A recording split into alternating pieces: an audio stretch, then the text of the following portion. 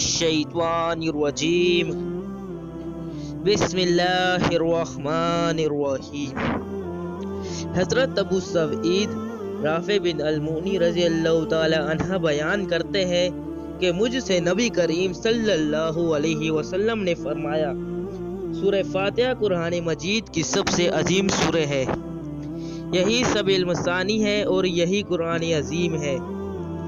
इमाम दारी रहमतुल्लाह अलैह ने रिवायत की है कि नबी करीम सल्लल्लाहु अलैहि वसल्लम ने फरमाया, सूरह फातिहा हर मर्ज के लिए शिफा है।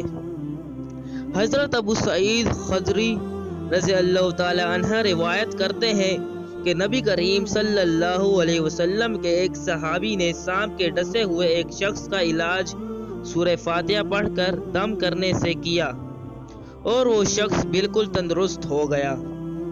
बाद अज़ा सहाबा कराम रज़ी अल्लाह ताला अन्हा ने इसका जिक्र नबी करीम सल्लल्लाहु अलैहि वसल्लम से किया तो आप सल्लल्लाहु अलैहि वसल्लम ने इजहार मुसरत करते हुए फरमाया, तुमने ठीक किया। और आप सल्लल्लाहु अलैहि वसल्लम ने फरमाया कि तुमको कैसे मालूम हुआ कि सूरह फातिहा दम जाड़ का काम भी देती है। इस सूरह की अहमियत इससे भी वाज़ेह होती है कि हर नमाज की हर रकात में इसकी तिलावत करना ज़रूरी है।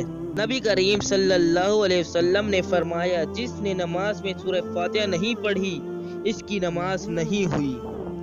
अलगर्ज ये सूरह मुबारका तमाम दुआओं में सबसे अजीम दुआ जिक्र और मुनाजात है और बंदे और रब के दरमियान राब्ते का सबसे ज्यादा जामिया और मुकम्मल जरिया है।